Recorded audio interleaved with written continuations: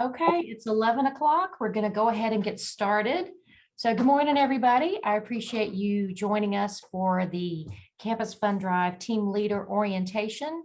I see who is here on the call. We may have a couple more joining us, and then we're going to have another session this afternoon. You only have to attend one. The one this afternoon is a repeat. Unless you really enjoy it, you can come back for both, but you don't have to. I did want to introduce a new member of our staff. We are very excited. Kimberly Dixon, wave your hand. Kimberly, she joined us on Monday. She is our senior accounting technician. And so you'll be working with her a lot. You'll be working with all of us as you come through our office and drop off pledge forms and things like that. But welcome, Kimberly. We are glad you are here. So we're going to go ahead and get started. I did want to talk about a couple things, the survey. So thank you for those of you who filled out the survey. That was very helpful. And just to kind of summarize, everybody agreed that the timing of our Campus Fund Drive campaign was good. Everybody said that was the right time. A back to school event is the right way to go. Length of the campaign, 11 said it was just the right length, a month long. 2 said it was a little bit too long. So we'll keep that in mind. I feel like we do need at least 4 weeks to get everything done. I asked sending out 2 to 3 emails a week. Is that too much? And 12 out of 14 said that was just the right number. We don't want to bombard people with a ton of emails because then they start to tune us out, but we also want to have enough information. What I've been doing is a Monday email and a Friday email, and actually 2 emails on Friday, reminding people that the deadline's 1 o'clock. And then at the end of the day, we tell them who won the drawing. So about 3 emails a week. We felt like that was a good number. You got a puppy. No jumps. Yes, you're all puppy, aren't you? Yes. That person, most folks felt like the incentives were helpful and that it did motivate people to give. I don't think they give just for that, but folks thought the incentives were helpful. When we asked the question about how we can achieve more departments achieving 100% participation, and a couple suggestions I thought were really good: more face-to-face contact with the foundation. And that is something that you as team captains can really help us with.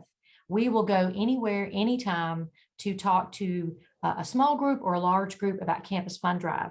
And we also want to engage our ambassadors because they're the best of everything we do. So if you have any departmental meetings, large or small, we would love to come. We always bring treats. We would love to come and just talk to them very briefly, 5 minutes, about why they should give to the Campus Fund Drive. So let us know when and where we can do that, and we will absolutely do that. Something else somebody suggested was demonstrate more, number one, how their gift makes a difference, large and small, and also how their money is put to use. And when we go through this next document, I'll show you that and get your feedback. But I think folks want to know, I can only give $10. Is it going to make a difference? Well, it definitely makes a difference. And what do we do with the money? So we will make sure that we communicate that really well. Everything else was pretty clear. Talked about the benefits of the students, and I did want to talk about that. So last year, if you remember, we had a weekly video and we featured a diverse group of faculty and staff saying why they gave. And we had really good response to that. This year, we're going to do the same thing, but we're going to feature students. And the students are going to talk about impact, about how their life has been impacted by scholarships, food pantry, success closet, emergency assistance. So we are going to have a great variety of little short videos that we'll release. I really think it'll touch people's hearts, and from the students themselves saying how this has made a difference in their life. Any questions about the survey? Okie doke. So I want to go through our document. Can everybody see that? Yes. Okay, great. So how did we do last year?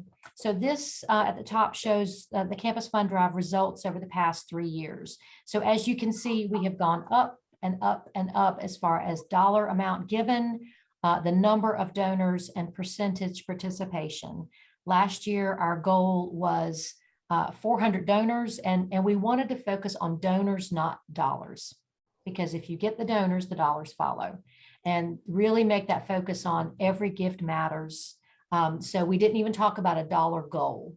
But we had 400 donors, and at the end of the campaign, we showed 475. But the number of donors very quickly, they just keep going up and up. And it was 480, which with 63% participation, that is huge. And the way we count participation is we count full-time employees. So when a part-time employee gives, we add them to the number of donors. We also add the dollar amount, but it's very hard for us to measure part-time employees. So that 63% is based on full-time employees, but the dollars and the number of donors, that counts everybody. We have 35 departments achieve 100% participation, and that was a huge jump for us. I think we went from about 10 or 12 the year before to 35. So I think taking the focus off dollars and more on donors made a difference. So this was the end result of our thermometer. So we had a lot to celebrate. So several people told me, well, you know what the goal is going to have to be next year? It's going to have to be 500. If we hit 475, we got to do 500. So this year, our goal is 500 donors, $50,000. And I think that is definitely doable. Okay, so how are your donations used? So this graph shows you the foundation, all the revenue that we bring in from all sources. This is what we do with it. So 57% of the money we raise goes directly to scholarships. None of the money that is raised ever goes to salaries or benefits. The college takes care of all of our overhead, all of our salaries and benefits. All the money raised goes to help students with some small administrative costs. You'll see right here, 20%, that's a big chunk, goes to emergency assistance. And that is when a student is having a life emergency, and it goes to pay rent, utilities, transportation, childcare, food, and emergency books and tuition.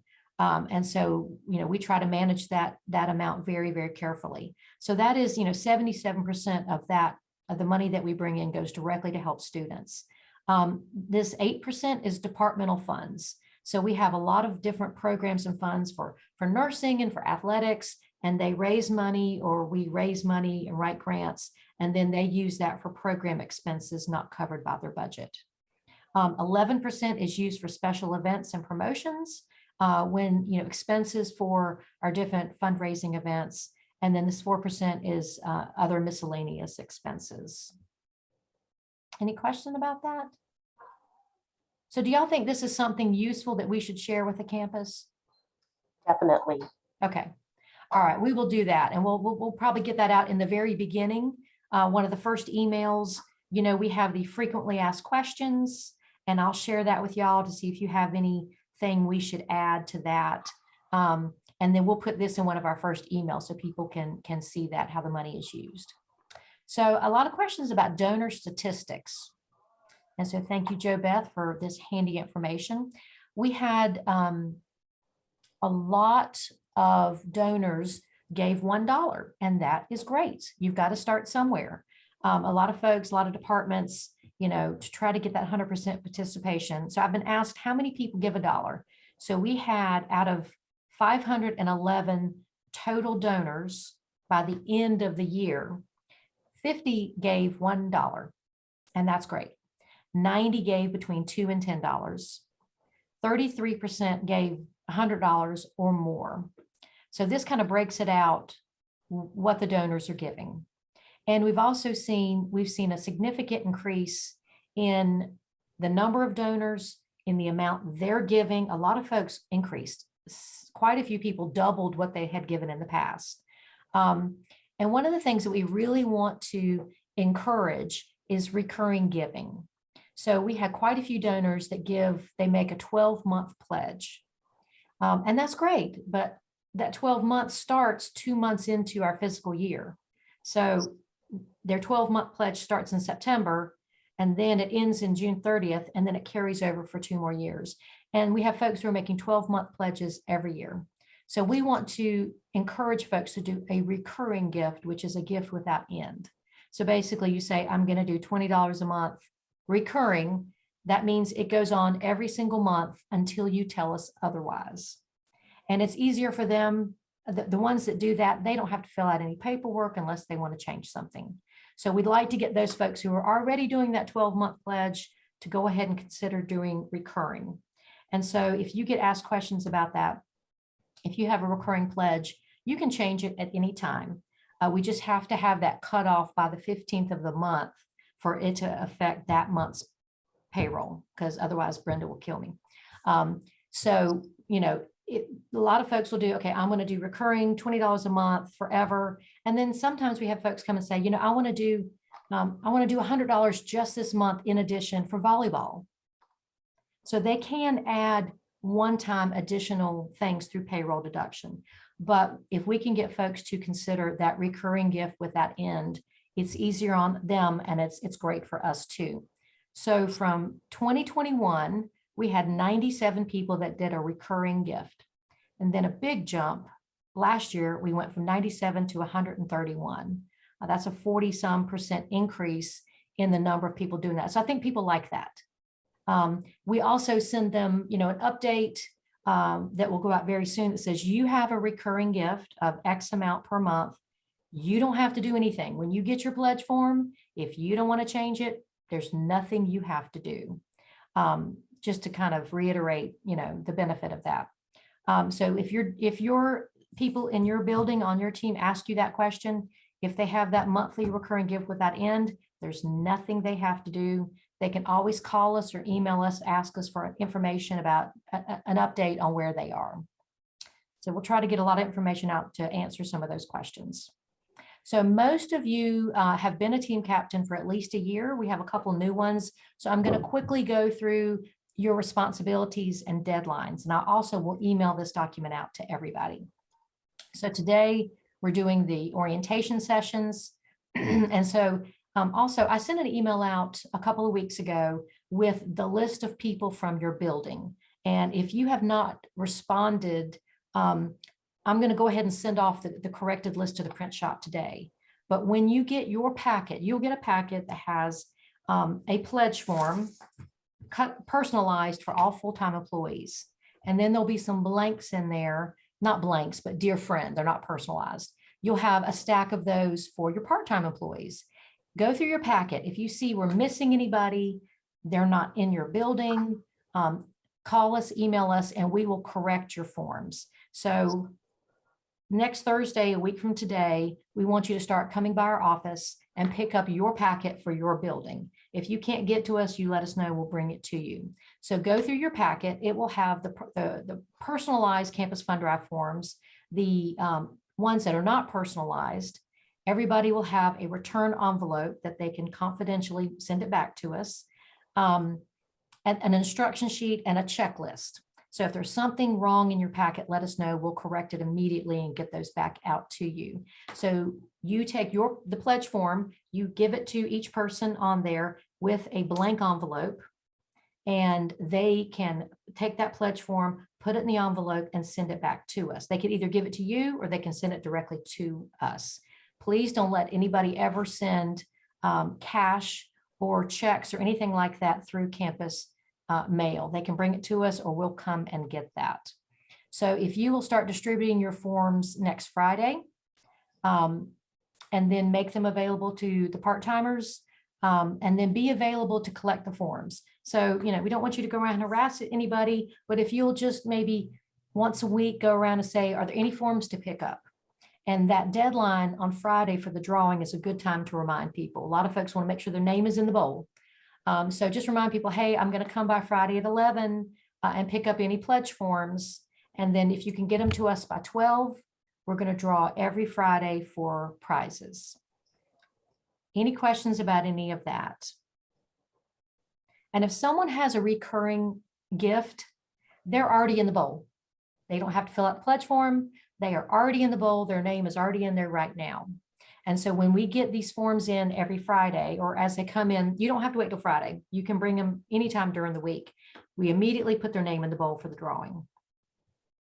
Okay, so when you turn in pledge forms, either you or any employee, they get a gift. And we would like to, when you come, if you bring us a stack, if you can give us a few minutes, we would like to go ahead and send the gifts back with you so that you can pass those out. And as folks start to see them, they're like, hey, how do I get that? How do I get my form?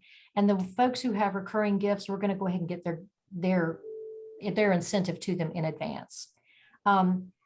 So your responsibility is to pass out the forms, collect the forms, bring them to us, help us distribute the prizes, answer questions, and also if you can monitor 100% participation.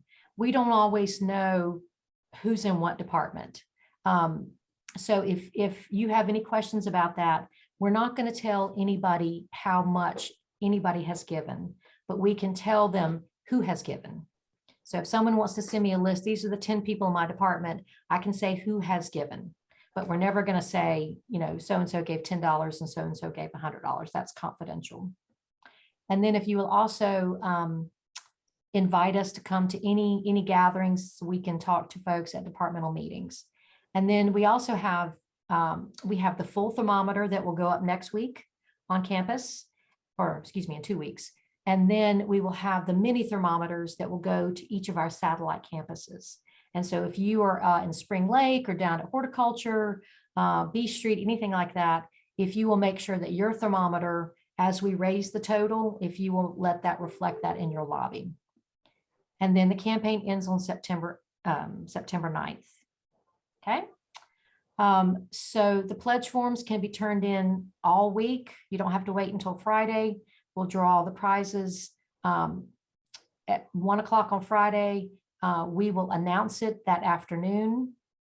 I think I already talked about this. Okay, let's talk about the prizes. So I appreciate y'all's feedback on the incentives. So first-time donors, they will get this foundation cup filled with candy. All donors will get this lanyard. So it's going to have FTCC Foundation on it and also the ECMC logo. So every single donor will get this lanyard. We have ECMC on here because ECMC has given us marketing dollars that we can use. If we put their logo on it, we can use marketing dollars. And ECMC does a lot for us. They've given us, they gave us a $10,000 grant for the food pantry, and they give us a lot of emergency assistance money. So we like to give them a shout out. So all donors get that. Okay, donors who give $10 a month or a total of $120 or more for the whole year can either have this wedge or they can have this phone wallet. And this is a really nice phone wallet that actually opens up. It's like a little wallet where you can put your credit cards in. So they can have a choice of either one of these items. And the big prize, if someone does $20 a month or $240 plus, they get these cool FTCC logo socks. So I'm real excited about those. I think those are going to be very cool. What do y'all think? Love it. All righty. So every donor that gives, no matter at what level, they are all entered into the bowl for weekly drawings. Every single person has the same chance to win. And then the departments that achieve 100% participation will be entered into a drawing for breakfast. Last year we said we were going to do one and we ended up doing 3. So that was a lot of fun to take breakfast out to them and thank them. So every department, large or small, has an equal chance at that if they hit 100% participation. Okay, any questions about the incentives? All righty. And then this is the document. I'm not going to go over it. It's the same one from last year. It's our frequently asked questions. I'm going to email this whole thing to y'all. If you will look at this, we send this out in the weekly emails. And then we also put it on the website. And we just really want to answer any burning questions that folks ask us. So if you'll look at that again and see if we need to update it or change anything. Folks can go online. If they don't want to deal with the paperwork, they can go online and click this link and do their pledge there. They can also give online. A lot of folks just want to do a one-time donation.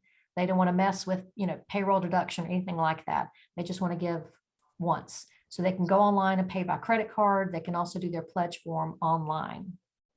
And then these links down here, some folks are like, well, what do I want to give to?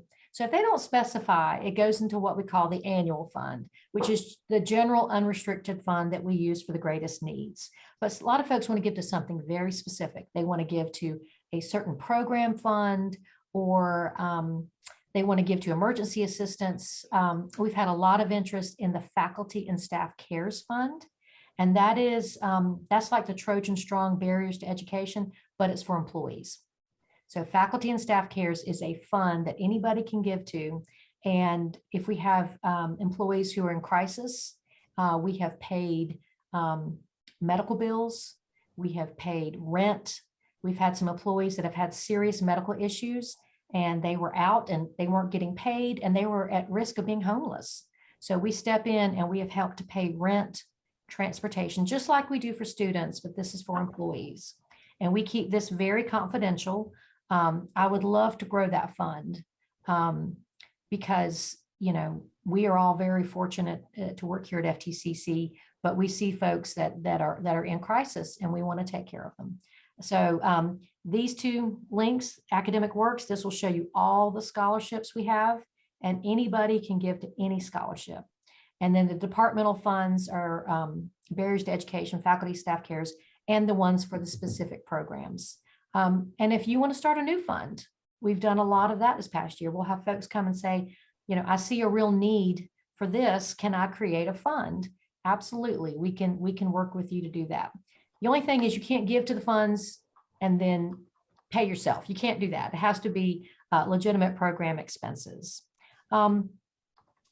If you have someone who says, well, you know, I don't really want to give out of my paycheck and I don't really want to give cash, you know, I've got to have a required distribution from my retirement account. Can I give that? Can I donate this stock? There are also other ways to give that folks might like to consider. So if someone has that question, just send them to me and we'll be happy to talk to them about that. Okay, so I'm going to send all this to you so you can review it. Okay, I did want to look at the pledge form briefly. Very few changes from last year. This is the one, the dear friend, that you'll get a stack of those in your envelope that you can give to anyone, and then they'll need to fill out their information. The others come, you know, dear Sandy Ammons, and it'll have my name here. All, you know, a lot of this first line filled out for me. I did want to mention the list that we get is from HR, and we go through and correct it, and we had y'all go through and correct it. But HR doesn't know if someone has moved unless they tell them. So we want to let them know any corrections. We want them to check, are they faculty or staff? Are they full-time, part-time? And are they a first-time donor? And then they have some options. They can make a recurring gift through payroll deduction. And this would be without end. So they can say, I want to give $20 a month. And then, or they can say it for a set number of months. They might say, I want to give $20 a month for just 6 months. And that's where they do this here. We do need them to sign it. We do need this form back. And this is what we take to payroll. Some folks say, I want to give a one-time gift. I want to give $1. That's where they would fill this out here, or they can do credit card. Or if they want to do something like the stock, they can certainly do that. And then the bottom part down here, if they don't check anything, it's going to go to the annual fund. Or they can check, you know, I want to go 50% to Trojan Athletics, and I want 50% to the stock, to the student book fund. So here is where they specify how they want their gift used. And then keep my gift anonymous. So when someone, that's something that we want to clarify. That doesn't mean don't tell my coworkers what I gave. When someone checks keep my gift anonymous, that means they will not appear on the donor wall that's in the admin building. They will not appear in the annual report. So we will not list them anywhere as a donor. We never tell anybody what someone has given. So if someone asks about that, I don't want someone to come back and say, hey, why wasn't I on the donor wall? Well, that's because you checked keep my gift anonymous. So just, assure them that we're not going to tell anybody what anybody gave, but when they check that, they're not going to be listed. And that's totally fine. A lot of folks just, they don't want to be listed on anything.